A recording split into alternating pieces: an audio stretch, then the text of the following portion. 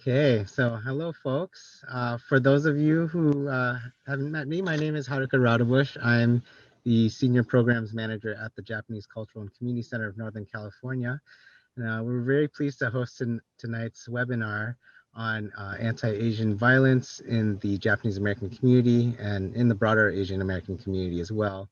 And we're joined with API Legal Outreach, and in particular, Dean Ito Taylor from APILO, as well as staff attorney Jeremy Chan as well. And we have Chieko Chambers also providing some of the Japanese language interpretation tonight. And then we'll be joined briefly by the National Executive Director of the JACL, David Inoue, as well as the Executive Director of the Japantown Community Benefits District, Grace Horikiri. So thank you all for joining us. So for tonight's program, we did want to make sure that we addressed a very pressing concern to folks in the Asian American community in general, and wanted to provide folks in the Japantown community as well as the broader Japanese American community some information and resources on how folks can respond and stay safe in the face of anti-Asian violence that is happening as a result of people's frustrations with COVID and all the restrictions in place during the pandemic. So with that in mind, why don't we go ahead and turn this over to Dean at APILO. Thank you, Haruka. And thank you everyone for joining us today. We are so inspired by the interest in this unfortunate topic. It's great to get together as people concerned about the JA and Asian American communities, but it's also a little bit depressing that we have to get together to talk about such a tragic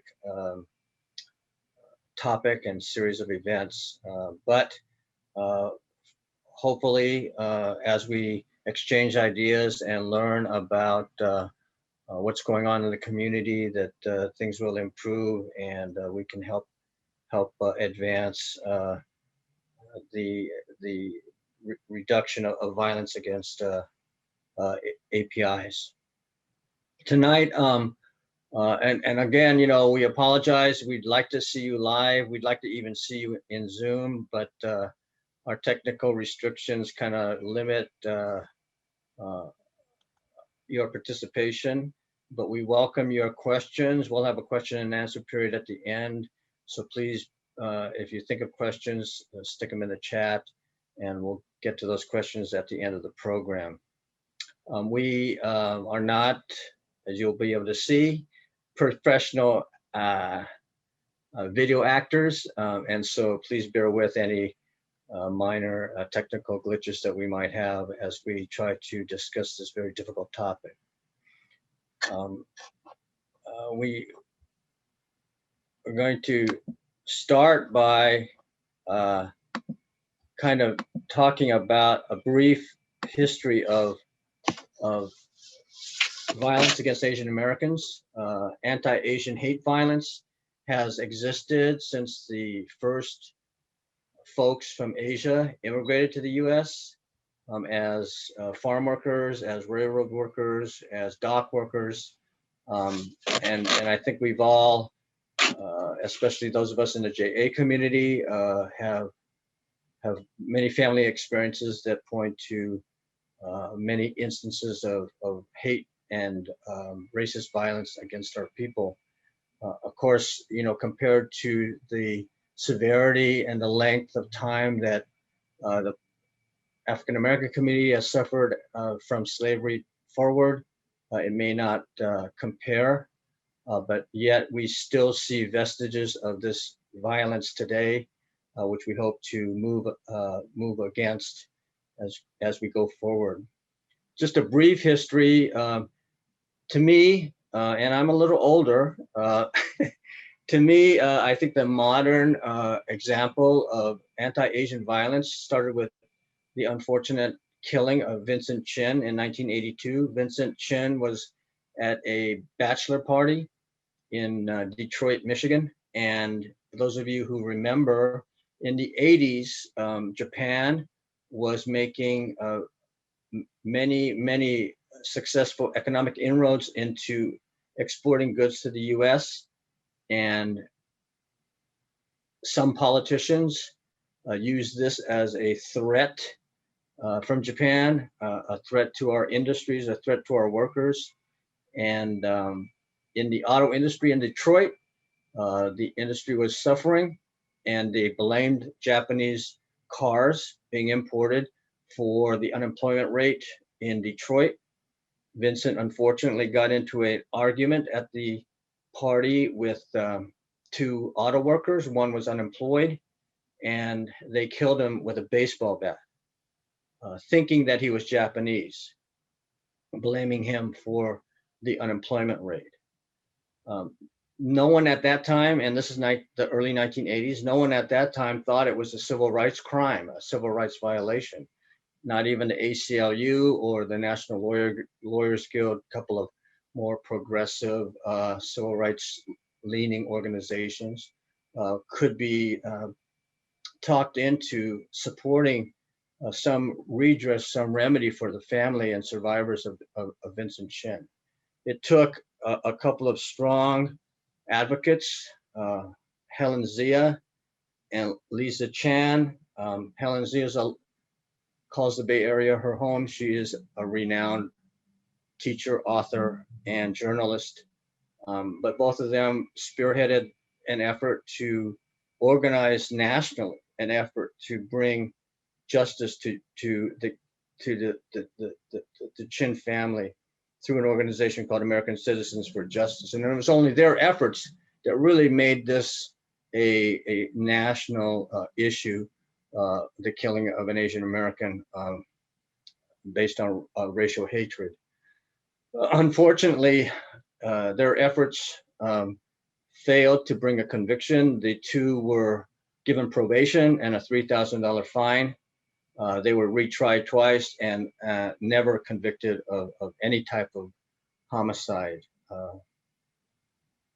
in that case. Let me point to a separate case, Cleveland Elementary School in 1989. This is a Stockton elementary school. A lot of my family's from Stockton. At that time in the late 80s, that school was populated primarily with Southeast Asian students. The assailant brought an AK-47 to the campus and shot 43 students, killing 6 of them because he was upset of the racial makeup of the school, hated Southeast Asians. He, as a resolution, he also shot himself at the scene of the crime. Another massive example of racial hatred. And finally, Yoshihiro Hattori in 1992 was an exchange student in Baton Rouge, Louisiana. And I'm sure you've heard of this case. He was going to a Halloween party with his host brother, so to speak, and they got lost, went to the wrong house, and rather than directing them to the correct house, the homeowner shot him within 5 feet. The excuse was that he thought that the Asian young man was a threatening person in a Halloween costume. And so that person, that homeowner, was acquitted of all charges and never suffered from a day in jail over that shooting. The bright side of that story is that the Hattori family put all their efforts into passing or helping to pass gun control legislation, and they were instrumental in supporting the passage of the Brady Bill, which required a waiting period after gun purchases and background checks. So we have some prime examples, unfortunately, of anti-Asian violence at its extreme. But as we go forward with this program, and as we see the news today in the Bay Area especially, and across the country, but especially in the Bay Area, we would like to remind folks that we must not get involved with scapegoating other communities for the violence. We cannot blame other races for the violence against Asians. There is a long and continuing history, as we know, of violence against people of color, including Asians, in this country. And we are in the midst of a society-wide problem.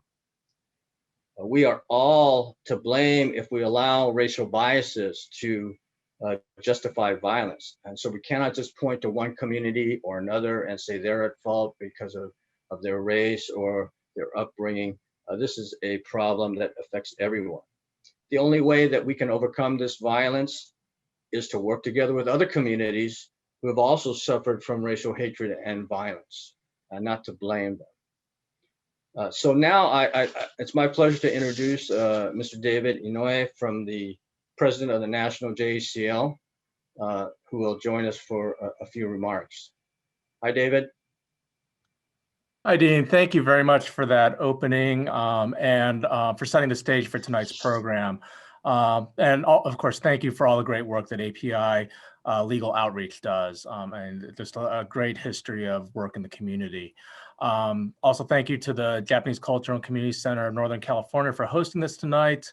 Of course, yes, I totally agree with you. I wish we were all meeting in person and we're there at the center together. I think just to sort of kick off, we really are dealing with two pandemics right now, both of which are really targeting our Asian American communities. First, everybody in this country is dealing with COVID and the social, the economic impacts that this extended quarantine is really inflicting upon everybody. And the San Francisco Japantown community has been especially hit hard. And yes, of course, and the center is a perfect example of, normally you would have vibrant programming going on there, and the building's dark right now. But not only has COVID disrupted our community, we also know that we've also been unfairly blamed for COVID, with national leaders calling it Kung flu, China virus, and so on. And just as Dean was mentioning, and this is very reminiscent of those trade wars back in the 80s that some of us do remember, where the Japanese were portrayed as the enemy. And that then ultimately resulted in that beating of Vincent Chen, not even Japanese, but we're all oftentimes seen the same by people through that sort of the lens of xenophobia. And today, instead of Vincent Chen, we have Visha Ratanapakdi, who, just like Vincent Chen, was murdered, but not the only person who was victimized during that time. And there have been so many other cases across the country, from LA to Seattle and out here on the East Coast, New York City. And this is a national problem. It's not one that has an exclusively national solution. It's going to take a lot nationally and locally to really get to this. But it is important at the national level, though, that we do now have a president who is taking this seriously. One of the first things the President Biden did after coming into office, was issuing his presidential memorandum condemning and combating racism, xenophobia, and intolerance against Asian Americans and Pacific Islanders. The messaging of that is very important, in that it sort of resets the tone for the country. And really what was happening under the previous administration is you had a situation where inflammatory language was being promoted and created this sort of atmosphere of it's okay to attack and to whether verbally or escalating to physical violence against Asian Americans. And now what we're seeing is the attempts to sort of throttle that back, to really return us to a situation where it really is unacceptable to both express verbally and, even worse, through violence against Asian Americans. Another thing that happens at the national level is the annual report on hate crime statistics that the FBI does. Unfortunately, there's a long delay in this, so we won't actually see what the obvious uptick has been in this past year because of coronavirus. And we won't see that until probably around October or November, when that report comes out. But it is very important. Again, sort of to build on what Dean was just saying, we aren't in this by ourselves. What that report clearly shows is that there are many communities that are victims of hate crimes, that whether it's Blacks, Jews, Muslims, Latinos, immigrants, LGBTQIA individuals, there are many groups that are targeted by hate crimes, and we really are in this together. What's really important about that is that the government will not do anything if it doesn't believe there is a problem. And those statistics are important in demonstrating to the government that there is a problem. The challenge is that those numbers aren't really great. What you'll find nationally, while some places are very good at reporting hate crimes, there are some municipalities where they don't report any hate crimes. You'll have cities that have populations of 1 million people, and they'll have 0 hate crimes reported. Now we know that's not true. So amongst some of the things that we're trying to do at the national level are, for example, trying to get the Jabara High or No Hate Act passed. That will promote a lot of these municipalities to actually report what their hate crimes are, to collect the data, to provide the training also to police officers and other law enforcement agencies how to handle hate crimes better, how to take a report, how to support victims as well. The other thing in legislation, Congresswoman Meng had introduced her House resolution last Congress condemning all forms of anti-Asian sentiment related to COVID-19, and she has reintroduced that in the current Congress. So those are some things that you can support at the national level. Now, some of these may seem very distant from having an impact on what many of us are going through locally. But they are important. Again, it's in changing this narrative that it seems to be okay for some people now to demonstrate their hate and xenophobia.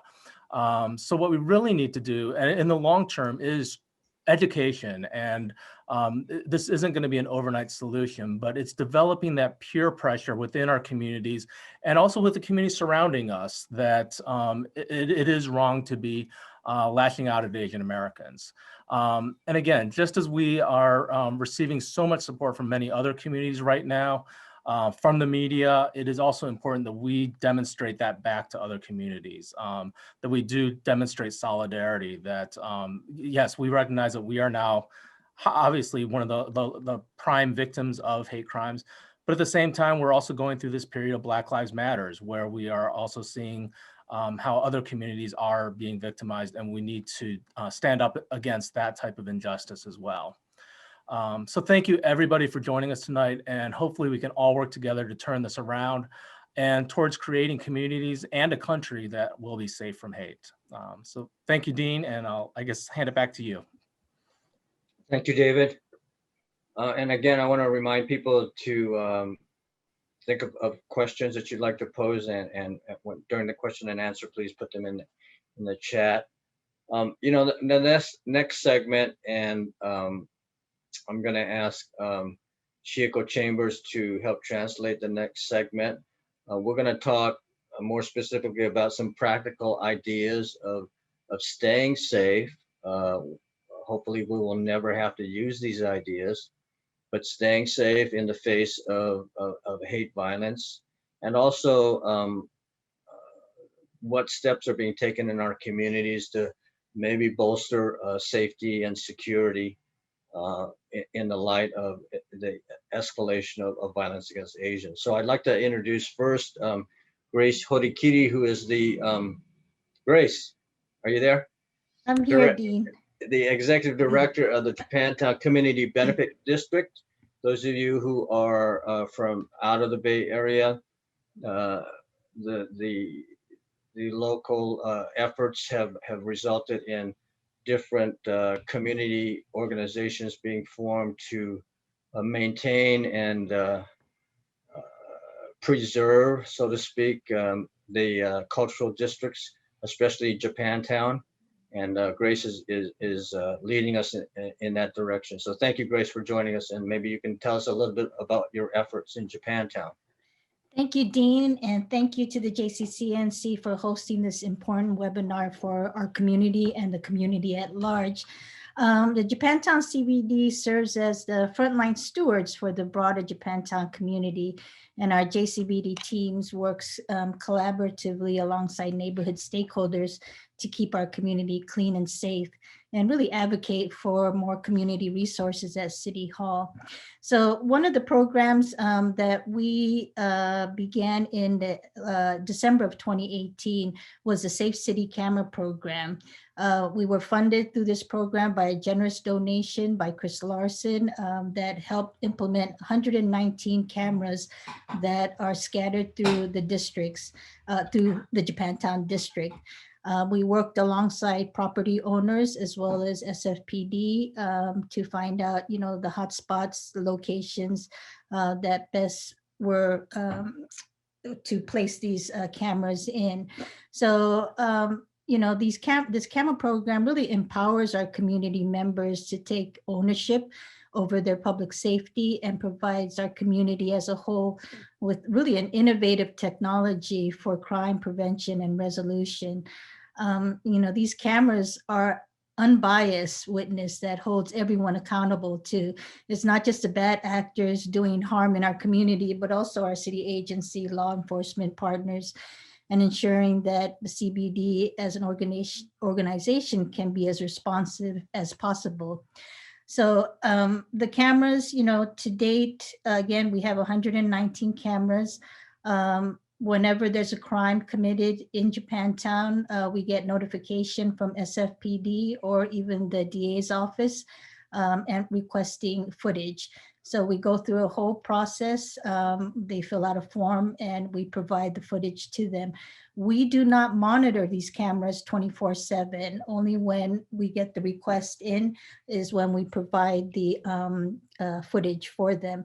But it's not only the camera programs. We have our community ambassadors who provide the cleaning of Japantown, but they Excuse are. me, Grace, I'm Yep. sorry. Would you mind if Chieko just Oh, caught summarizes up? Sure. what you just said? Chieko, is that possible, please? Yes. Hello, everyone. What Grace just told the Japantown is started doing for the security, one of the things that she just discussed us is about installation. The 防犯カメラですね、を街の中全体に119台のカメラが設置されまして、そのカメラは警察のように24/7で見てるカメラではないんですけれども、必要に応じて請求された場合にそのカメラの内容を提供すると。で、警察からと連絡をして何かあった場合には連絡ができる。で、その設置によってジャパンタウンのコミュニティ全体が非常に力になって、でコミュニティ全体の感覚として自分たちがこのセーフティーを守っていかなきゃいけないんだっていうふうに大きな成功の力になってます。というのが1点目です。Chieko-san. So as I mentioned, it's not only the camera programs that are, keeping Japantown safe, but it's also our community ambassadors who not only clean our streets, but are our eyes and ears in our community as well. It's like when a business gets broken into, they immediately, of course, call SFPD, but they also call our ambassadors too. And our ambassadors stay, with the merchant until SFPD arrives and provides any information that's needed. So it's a partnership with our camera, with our community ambassador. The CBD is also takes part in SFPD's small business advisory forum where all the merchant corridors meet monthly. That's where the Japantown CBD created a who to call list. And we shared it with Deputy Chief Lazar. And he actually said, this is a great thing and we should use it citywide. So they took it on and, added a few more words and now is passed out throughout the city. So it's those kind of efforts that is really important for the CBD to do and will continue to keep our Japantown safe, but to also keep the communication free flowing with law enforcement as well as our community. So that's it, Dean. Thank you, Grace. Chieko, would you mind translating? Yes. 2点目のジャパンタウンでの大きな成功の力となっているのがコミュニティアンバサダーというプログラムでして、コミュニティの中の人々、そのアンバサダーとしてやってる人々が街の掃除をするだけではなくてですね、いろいろなところを見守る、全体が街がどうなってるかなと見守りながら、例えばお店の運動が壊されていたとか、そういうことをきちっと見て報告していく、そういうことによって町のその商店のオーナーの方たちも一緒になって町全体を守っていこうと。で、このジャパンタウンでのこの動きはシティ全体の重要な動きとして取り上げて、全体でじゃあシティもこういうふうにやっていこうというふうに動きとして取り上げれるようになりました。Thank you, Chieko. Grace, there are a couple of questions specific to your programs. Do you want to answer them now, or do you want to wait to the end? Are you able to hang with us, or? I can hang with everyone. So maybe just a couple of quick ones. One is do the ambassadors, do they escort people anywhere, like to the store or what have you, or are they just cruising around J-Town?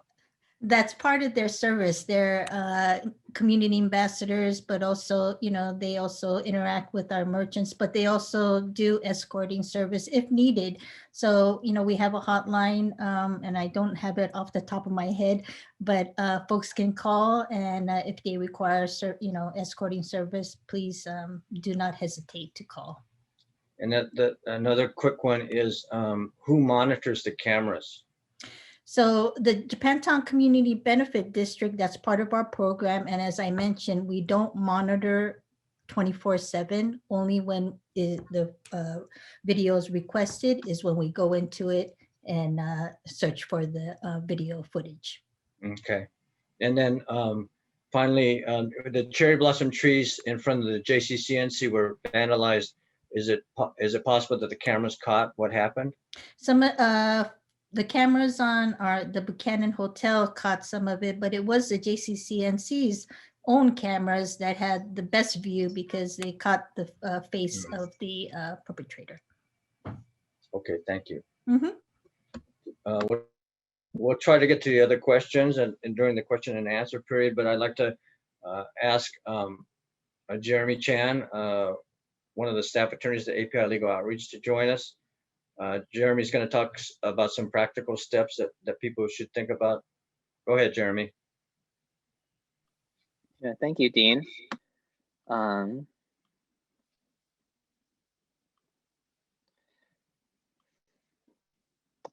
So I'm going to be going over some of the data that we know about anti-Asian hate incidents, as well as practical steps that people can take to stay safe. So as Dean discussed, there's been a long history of racism and hate incidents against Asian Americans and other people of color. Vincent Chen is certainly the most notable one, but it also dates back to when Asian Americans first immigrated to the United States. And this is just one part of a continuous wave of discrimination against Asian Americans. Politicians have used words like China virus or Kung flu to associate Chinese Americans and other Asian Americans with COVID-19. And it's been very challenging for us to kind of push back against these stereotypes that view our communities as foreign. There have been nearly 3,000 incidents of anti-Asian hate incidents that have been documented in across the United States, as well as we all know, a rise in recent assaults. Much of this data has been collected by the Stop API Hate Report, which has been a collaboration between the Asian Pacific Policy and Planning Council, Chinese for Affirmative Action, and San Francisco State University. So we'll be going over in a little bit how to report on this incident. But first, I just wanted to cover just a couple of examples, so we're all on the same page. So this is one incident that someone reported. My elderly parents were walking with my 2-year-old. Some 20 to 30-year-olds drove by and screamed F China at them. And then in the interest of time, I won't be going through all these examples, but here's another more recent one. In San Jose, a 64-year-old grandmother was assaulted and robbed of cash that she'd just withdrawn from an ATM for Lunar New Year gifts. And from the data that the SOB API report has gathered, much of these incidents have involved verbal harassment and name calling, but there are also incidents of physical assault or people being spat on, as well as civil rights violations, people being denied entry into a business or onto public transportation due to their perceived association with COVID-19. Dean, do you want me to stop there for translation before I move on? Okay.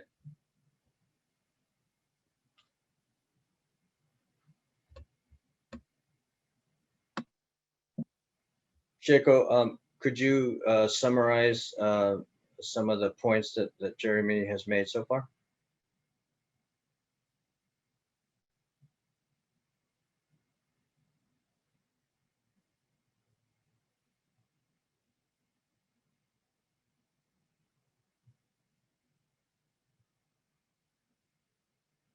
If you would rather that he continue and you could summarize later, that's fine too.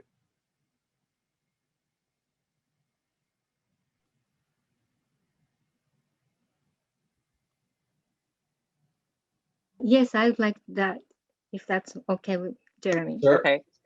Okay. Thanks. Sorry. I will move on. Keep moving then. So yeah, the most common locations where the SOB API hate report saw these incidents take place were, businesses, public streets and sidewalks and public parks. So, most of these incidents are taking place in public. And the other thing too is that, unfortunately, most of these incidents are probably underreported. As I'm sure many of us know, there's a lot of, stigma or hesitancy among our communities to speak about what's happened to us or to seek help. And the data shows so far about 7.3% of the respondents were seniors, and that API women were about 2.3 times more likely to be harassed than API men. But again, these numbers are likely underreported due to the reasons I said previously.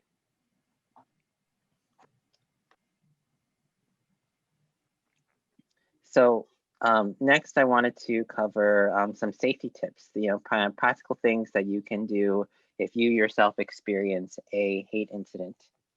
So first, if you are the target, the most important thing that we recommend is de-escalation.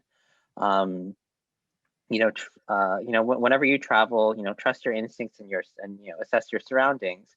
If you ever feel unsafe, leave the area if it's safe to do so. And then if you find yourself, if someone starts targeting with you with a hate incident, try to do your best to stay calm, take a deep breath, limit your eye contact with the other person, and also try to maintain neutral body language. We generally emphasize de-escalation and avoiding confrontation because that might put you at risk. That also might escalate the situation and make the situation more dangerous. The other thing that we recommend that you do is find a bystander and ask them for help. So if you're in a public space, and as I said, most of these incidents are taking place in public spaces, ask a person next to you or find someone who's in a position of authority to help you. Like, for example, it might be a bus driver, or it might be a storefront business owner, or it might be a cashier. And an example sentence you might say is, that man in the blue shirt is harassing me. Please help me. And, this is language that, we recommend that people practice, on their own, like in a safe space, because when you're actually experiencing a hate incident, it's a very stressful situation. You may not necessarily know what to do. and you might freeze up. And so the more you practice this language, the more you'll be comfortable using it in a stressful situation, and so it can just kind of feel more second nature to you. So you can try saying something like this, like in the mirror in the morning, until it kind of becomes easier to say. So the other thing that we recommend is seeking emotional support. It's very important. There's a lot of trauma that someone can experience from experiencing a hate incident, or even if you're someone who witnesses it and are supporting someone else who experiences a hate incident. And so we recommend you talk to someone you trust, like maybe it's a family member or a friend or a caregiver.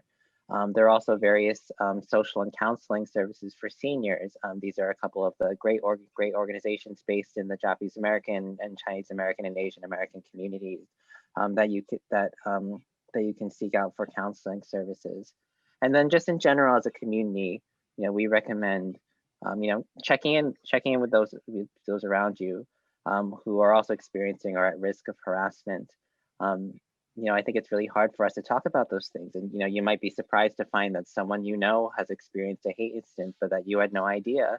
And so it's really important for us to check in with each other and provide emotional support for each other. And then finally, as far as reporting an incident, the stopapihate.org allows you to report an incident in multiple languages. If you have a monolingual, relative who may have trouble accessing technology, you can help them report that incident. It's really important for our communities to gather data so that we have, so that we have more tools for creating policies to help protect our communities and prevent further hate incidents. And you can also, if you'd like legal support, you can also reach out to API Legal Outreach. And then here are some senior organizations that also provide great support. I will pass it back to Dean. Thank you. Chieko, would you like to offer some translation at this point? Yes, thank you. What we heard now is about what's actually happening in our society, and Jeremy introduced us that actually we have experienced so many hate 差別というのが非常にたくさん起こっておりまして、で、実際に例としてジェレミーさんが説明していただいたのは、例えばお孫さんと一緒に歩いている女性の方が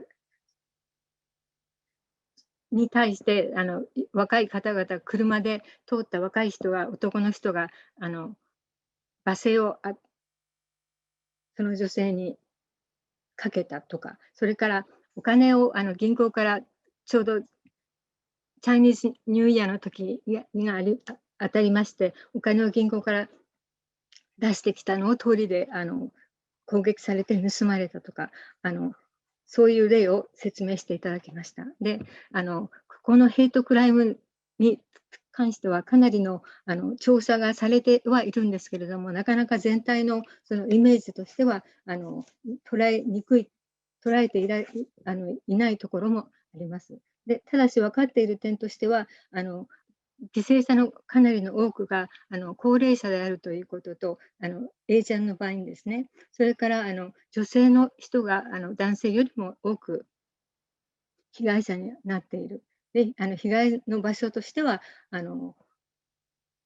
通り、一般の通りであったりとか、それから公園とかお店の中とか、お店の近くとか、そういうところで被害の内容としては嫌がらせの言葉をかけられたとか、全く無視されたとか、それから体に暴力をかけられたとか、そういう内容です。で、そういう暴力に対して何ができるかっていう説明が最後の方にありましたけども、それに関してはそのいる状況をできるだけ悪化させないように、自分でその場を判断して安全かどうかを確かめるとか、悪化させないように自分の行動を気をつける。または例えば自分がその場で加害者被害者ではなく、たまたま居合わせた場合にはどうするか。または、自分が被害者になってて、誰かそばにいたときにはどうしたらいいか。そういう、で、その場合には、例えばその隣にいた人に、誰か助けてもらえないかって声をかけてみたりとか、そういうことを考える。で、その他に自分の家族とか友人とかそういう中のネットワークを作って、そういう経験があったときにそれを話すことができるグループを作っておくこと。それ以外には最後にありましたけれども、いろいろなヘルプ団体とか、それから友達でも家族の方でもいいし、ヘルプを受けるようにできるだけ持っていく。そのようなことがヘイト差別に対して自分たちが起こっている今の状況でできることだということをジェレミーさんに説明していただきました。Thank you.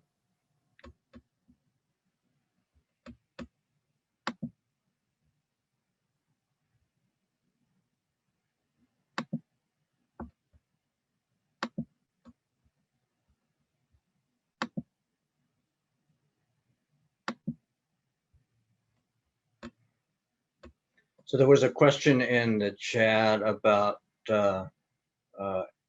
bystanders. I mean, what the question I think was, what do we expect a bystander to do? But and I'll try to incorporate that in the next section. What we'd like to talk about now is a more common situation where you might be a witness or a bystander to an act of violence. And the problem here is that any act of violence puts you at risk as a bystander or a witness. And so your action as a bystander or a witness is kind of up to you to assess the situation. You know, how much risk is there? How many other people are around that can aid you or the victim, so to speak? So we ask you, if you're in that situation or you're talking to others who are going to be in that situation, like your family members or what have you, that they assess that risk. And unfortunately, the risk may be too great and you will not be able to do what you think you'd like to do because of the danger.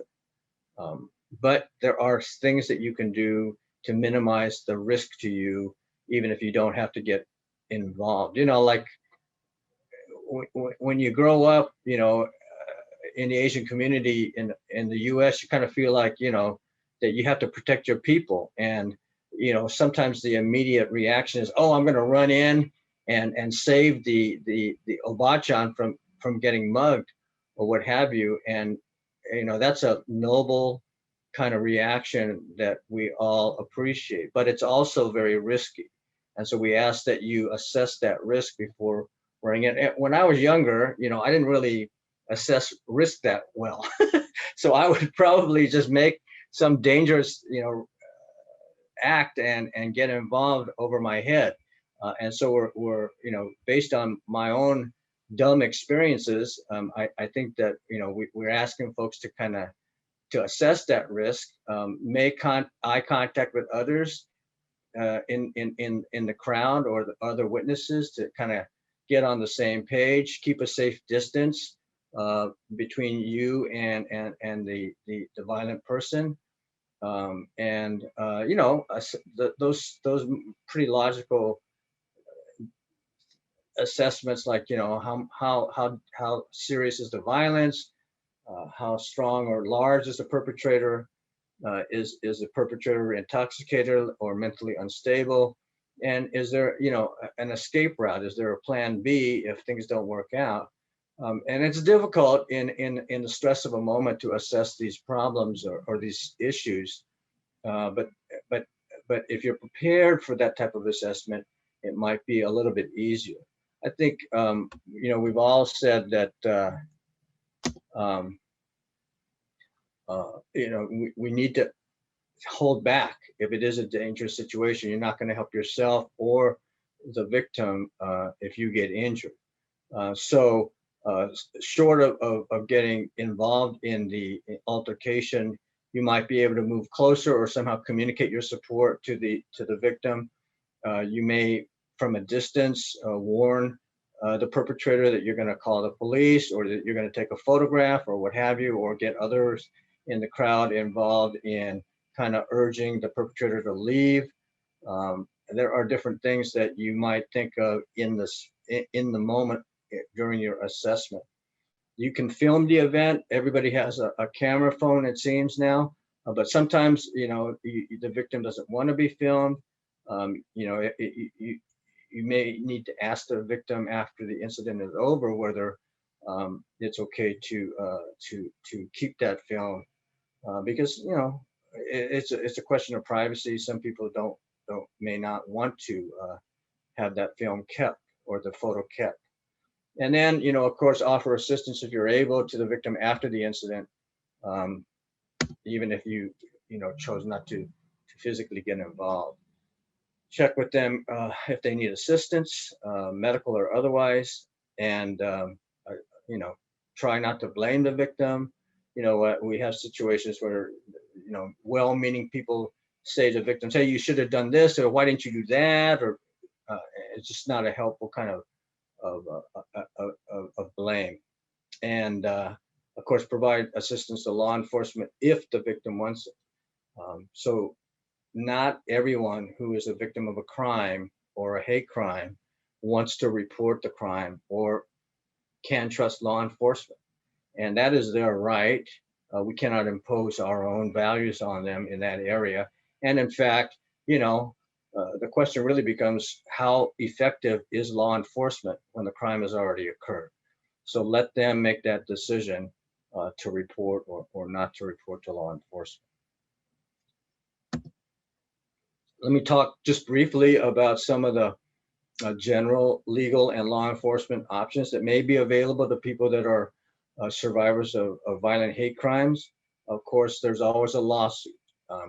You can try to build a lawsuit for personal injuries or civil rights violations, and the remedy in those lawsuits is usually money damages for your injuries.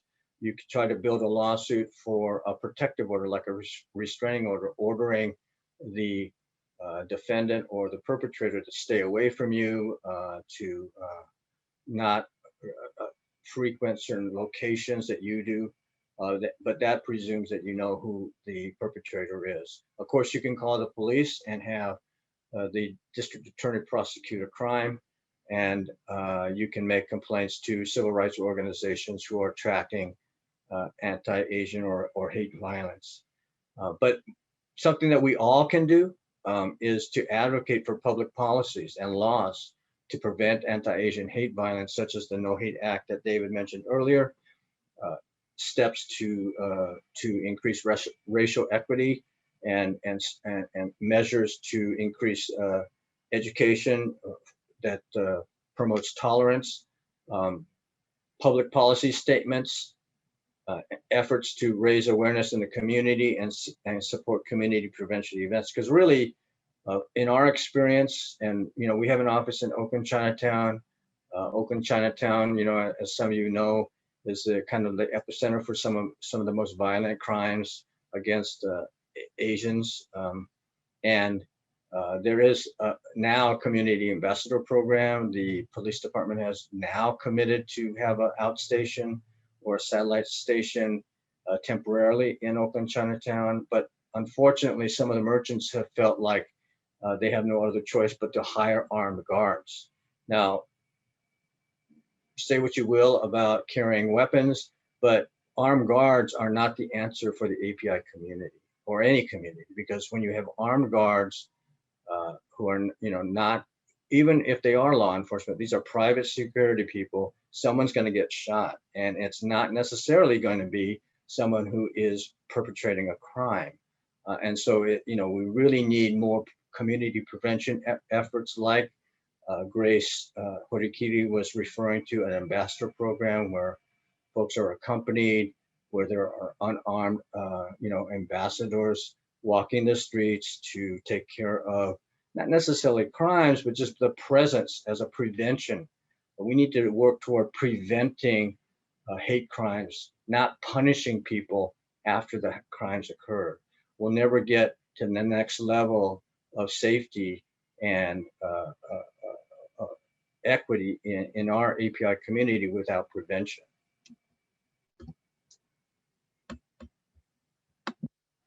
So I wanted to, I hope that we were able to answer some of the questions that came along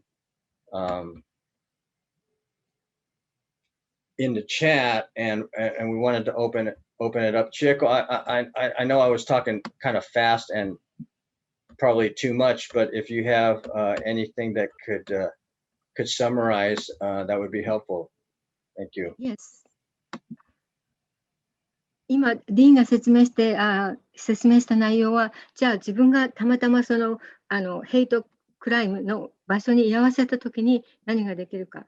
で、まずはその場所の、安全性、どのくらい、例えば自分がその加害者とどのくらいの距離にいるとか、その被害を受けた人が今どのくらいの状態だとか、それから加害者はどういう酔っ払ってるとか、精神的に不安定な人だとか、そういう内容をまず自分で調べるというか、自分で感覚的にどのくらいの安全性があるか、危険性があるかを推測して、でそれで自分自身がまず、じゃあこれは自分では介入できない状態にあるかどうかをまず判断する。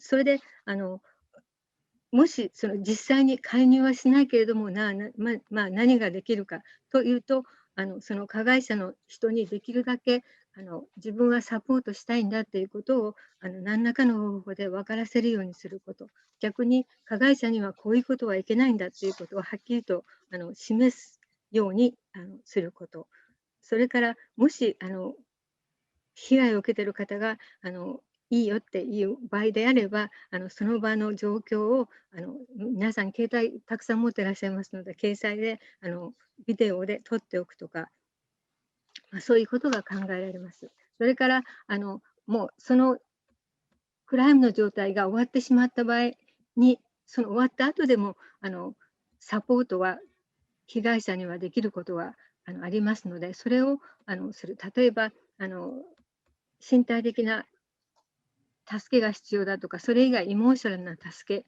精神的な助けが必要だとか、それからその被害者に遭った方には被害者が悪いんだっていうような態度、言葉、そういうことは全く出さない、言わない、持たないという態度ですね、私たちの。それからもし被害者の方が希望すれば警察に届ける。ただし警察に必ずしもみんなが届けたいと思っているわけではないので、その辺は理解をして届けるか届けないかを判断する。最後に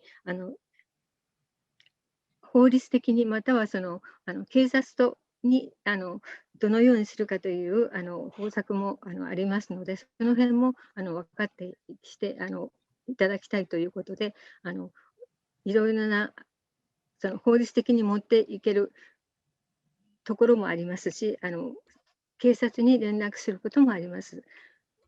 ただし、最終的にじゃあ自分たちがコミュニティのメンバーとして何ができるかって言いますと、お店の商店の方の中には最終的にはということで拳銃を持っている警備官を雇ってそういうクライムを妨げるようにクライムから安全を守るようにという形を取る場合もありますけれども、コミュニティの私たちメンバーとしてはじゃあ全体が皆さんがこういう問題があるんだっていう理解を含めるように自分たちを、それからみんな周りの人たちをサポートし、理解を含めていくようにするのが大事だという説明でした。高齢者の方の自分自身の守り方、気持ち会あきこと申します。昨今のアジア人に対する偏見による暴力などから、高齢者の方々が自分自身の身を守るためのプレゼンテーションを行いたいと思います。ページ1、キーポイント。自分自身を守るにはどのようにしたらよいでしょうか。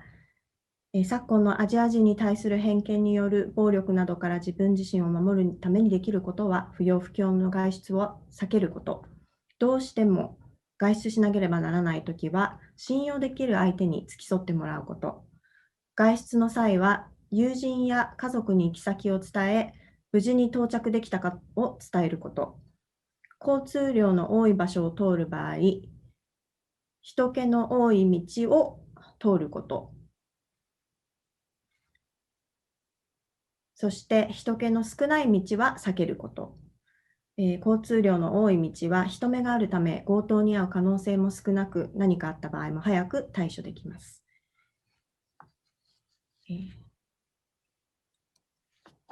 ターゲットにならないために自分の周りで何が起きているか常に把握をすること。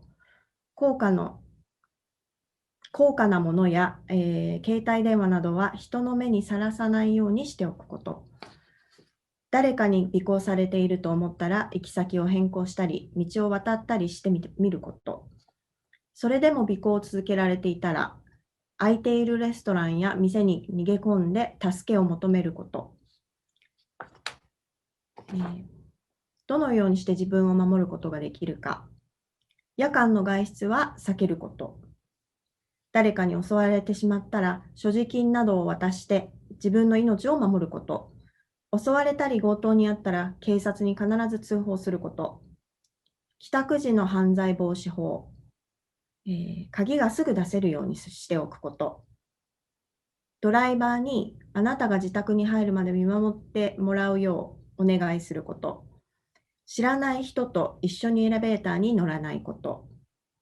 そして周囲に誰かが隠れていないか注意すること。ご家族やケアギバーの方でこちらに関するご質問がある方は、気持ち会までご連絡ください。電話番号 415-931-2294 です。以上です。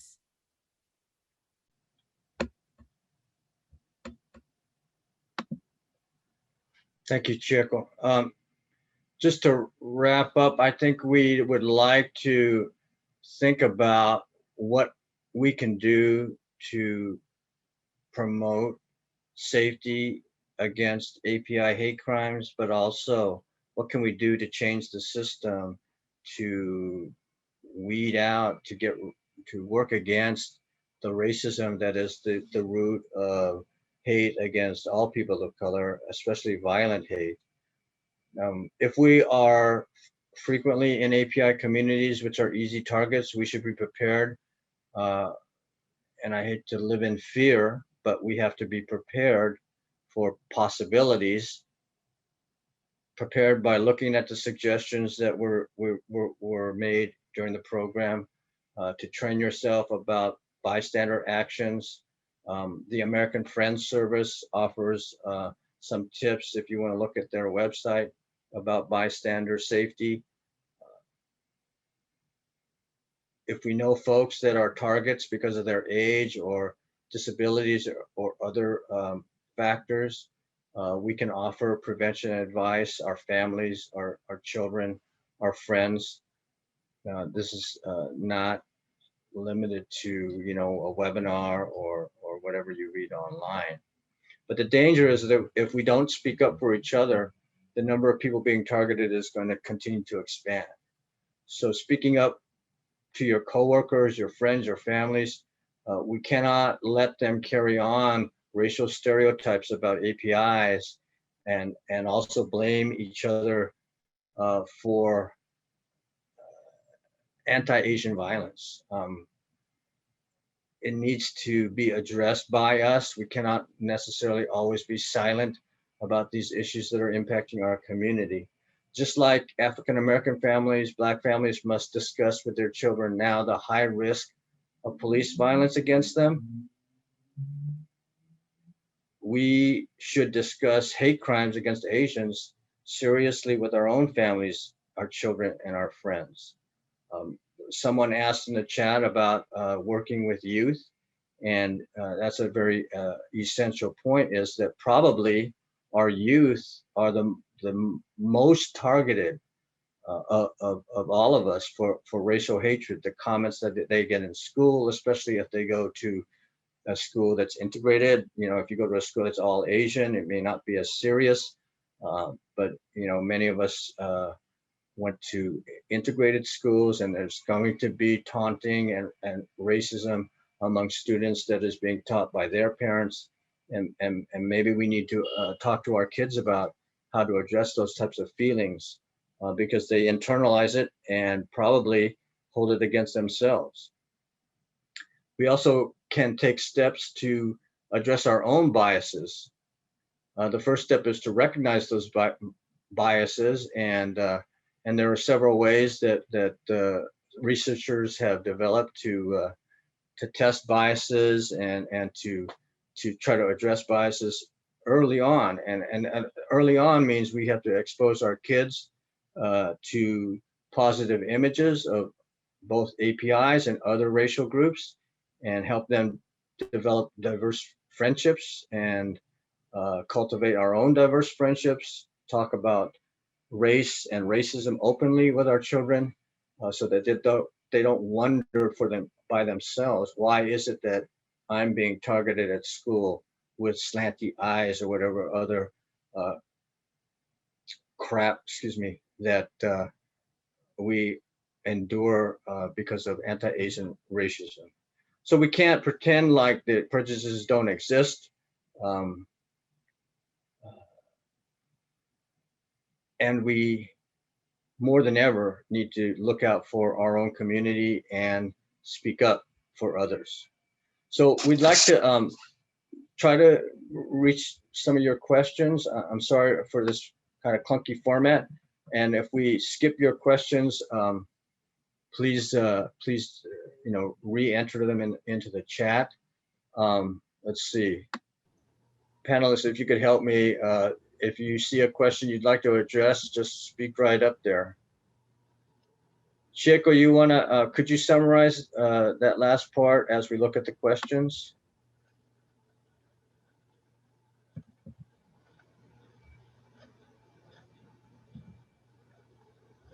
I think, could you point it out to me which question would that be? No, just my comments. Oh, okay, I'm sorry about that. No, that's okay. What we just heard is about アジア系に対するヘイトクライムに対しては、アジア系っていうと割と物を言わずに静かにでルールはきちっと守ってというそういうイメージが非常に強いんですけれども、この問題に対してはとにかくコミュニティに対してまた家族内の中でも問題としてどんどんお互いに取り上げていく、スピークアップしていくということが非常に重要です。でそれによって周りに持っていけばヘルプというのは必ずありますので、そのヘルプを利用しながら自分たちでまたは周りのヘルプを受けながらこの問題をできるだけ早くそして安全に解決していく方向に向かっていく。それから周りの人々にもこの問題というのはアジア系に対するヘイトクライムという問題はあってはいけないということをはっきりと示していくことで、特に学校の中でもレイシズムということがありますので、そのこともあってはいけないという問題の一つとして取り上げてはっきりとさせていくこと、それから自分自身の中にもあるバイアス、偏見が誰でもあると思うんですけれども、それをきちっと自分の中でこうやって受け止めていくこと、それからやっぱり小さい頃からそういう偏見というのはどうしても育ちがちというか発展しがちですので、小さい頃から偏見ということがないような教育環境を作るようにしていく、その辺がアジア系のヘイトクライムを減らしていく方策として説明がありました。Thank you, Dean. Thank you, Chieko. Grace, are you still there? Can I direct this question to you? The question is, can individuals in the community volunteer to be community ambassadors or escorts? Well, that's a good question. I mean, sure, they can volunteer. I think I was in a meeting with SFPD's Chief Scott recently, and I think any kind of escort services and stuff always should have some kind of training involved, just in case you run into, whoever. So I'm all for doing neighborhood watch kind of escort services, just as long as we have proper training and oversight.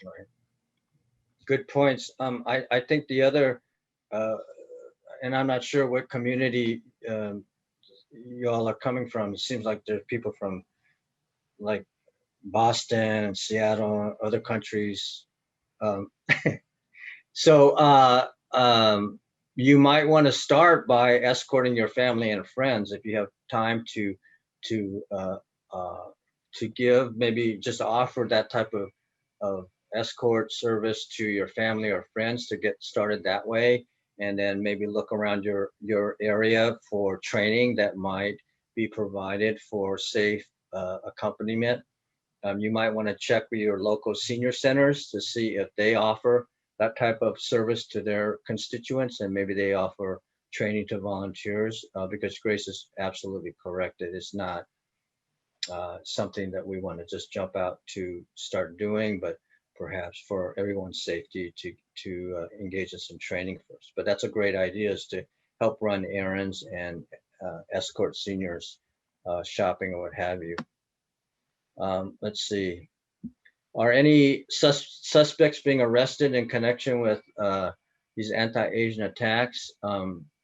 Jeremy, if you have any information on that, please offer it up. I know that there have been some arrests, right?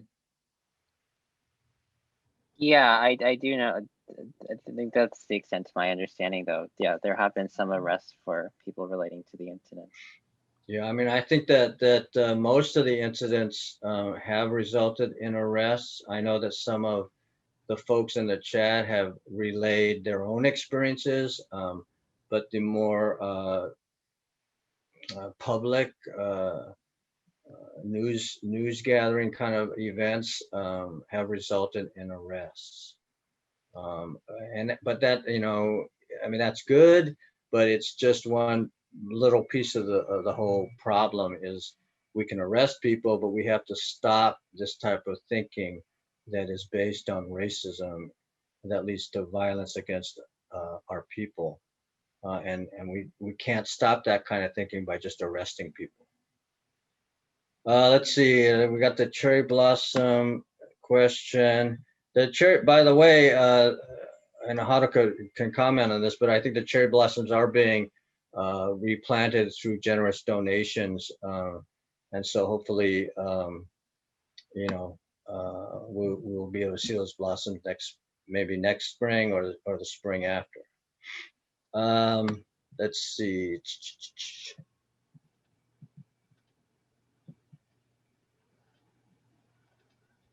Yeah, so somebody points out that, and I'm not going to mention any names, that they were pushed in the street by someone who possibly was mentally ill, and that is a problem that, because of our inability to house or offer housing to many low-income people, and our inability to have effective mental health services.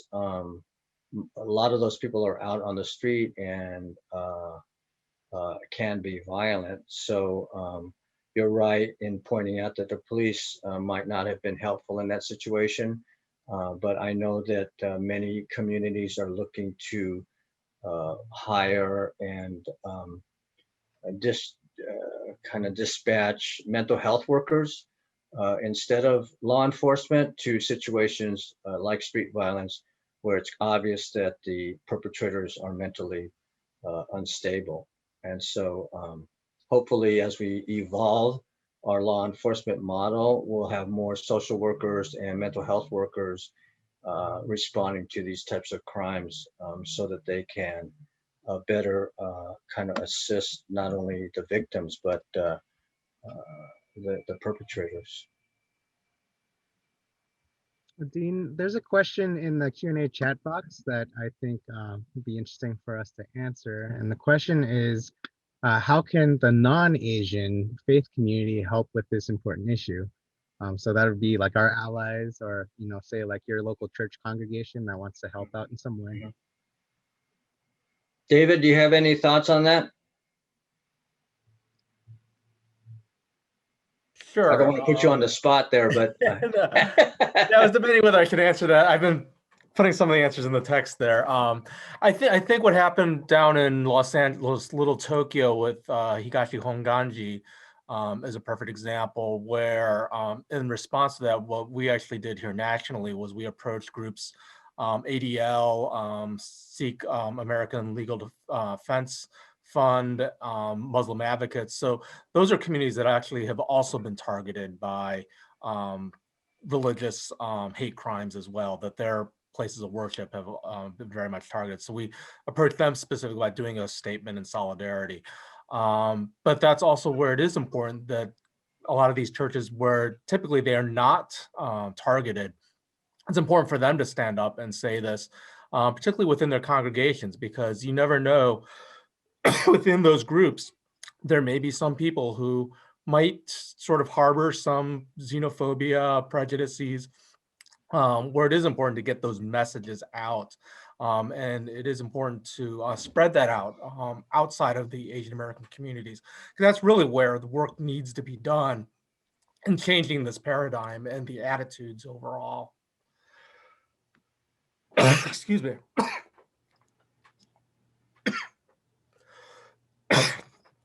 So yeah, so this is where the allies are really important. That's where faith communities really can be serve as allies to the Asian American community when they are not sort of centered in the community. But faith communities have typically been very strong allies in this area as well.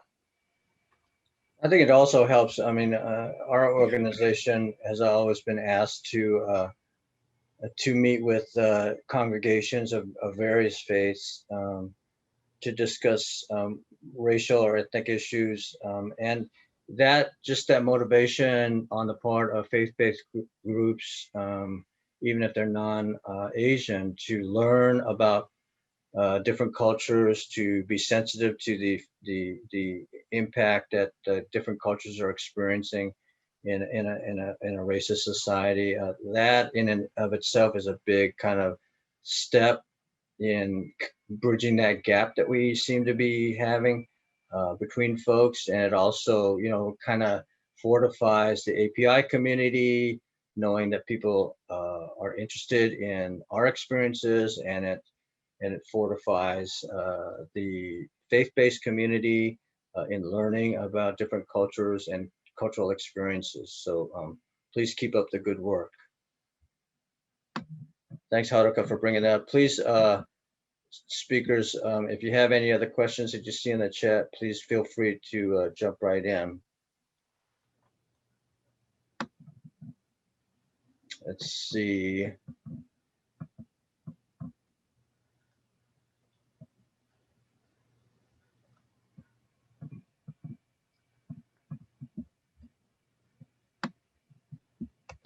I saw a question about restorative justice options for perpetrators of anti-Asian hate. I know this isn't kind of directly in line to that question, but there's certainly been a lot of coalition work that has been done even before this, but you know, is especially being done now between Asian American communities and Black communities and other communities of color. Since the relation, kind of going off of what David was talking about, like the relationship building between communities, I think is what's super important for addressing these issues long term. And you know, those relationships, you know, have been developing for a while, but it's also something that, you know, it takes a long time to do. Thank you, Jeremy. Okay, I'm sorry, I don't see any other questions. And I also want to apologize. You know, we wanted to provide information and opportunity for the Japanese speaking community to participate. I'm not sure that the chat the Zoom chat function is bilingual or multilingual. Somebody should invent something like that if y'all are interested, but I'm not sure that we can take Japanese characters in chat, which is kind of dumb. So my apologies for that. Unless there are any other comments from our panelists or our guests tonight, I want to thank you all for joining us with the discussion on this important topic. And I don't think that we should step away feeling frustrated or depressed over the things that are occurring in our community. I think we should try to use this opportunity to rebolster our efforts to regain some energy as we hopefully come out of this pandemic, to make positive changes in our community, our families, our friends, and we can't do that without your help. So please stay safe. Hopefully everyone will get vaccinated soon. If you have questions, there's a contact sheet that I hope Haruka can put up soon. But in any event, you can look all of us up on the web and reach out to us if you have any questions or concerns. Thank you again to the panelists, and we hope the rest of your evening is well. Great. And thank you, Dean. So before folks all sign off, we do have some final acknowledgements we'd like to share with everyone. So go ahead and do that. Let's see. Here. All right. So we first wanted to make sure that people had some resources, before they step away from tonight's webinar. And first of all, we want to reiterate how important it is for people to report incidents that they experience or witness. And so going to stopaapihate.org is one widely used reporting website. And certainly you can also get directly in touch with advocacy organizations here in the Bay Area. API Legal Outreach would be a great resource and organization to get in touch with if you need assistance. And then for senior services, particularly around the Bay Area, we have Kimochi in Japantown, as well as in the East Bay, JACL, UIKAI in San Jose, Japantown. Also have the Korean Community Center of the East Bay in San Leandro, self-help for the elderly around the Bay Area, the Canon Kip Senior Center in the city, and the Southeast Asian Development Center. And finally, we want to give our thanks to, well, I'm not going to thank myself, but certainly to our guest panelists, Grace yourself. and David from the JACL, Sean O'Connell from Kimochi, and our translator, Chieko Chambers. Thank you all so much. And last of all, thank you to all the members of our community who joined us today and also asked very thoughtful questions, shared information in the chat. Really, it shows that, we definitely need to come together as a community during these times. And certainly our connection with each other and our support for each other is going to help us get through this. So with that in mind, I want to remind folks that we will be making this recording publicly available. We'll be posting it on the center's social media as well as on our website. And we'll also be emailing all the registrants a link to the recording, as well as additional print resources for you as well. So thank you again to everyone, and we hope everyone stays safe and healthy. Thanks a lot.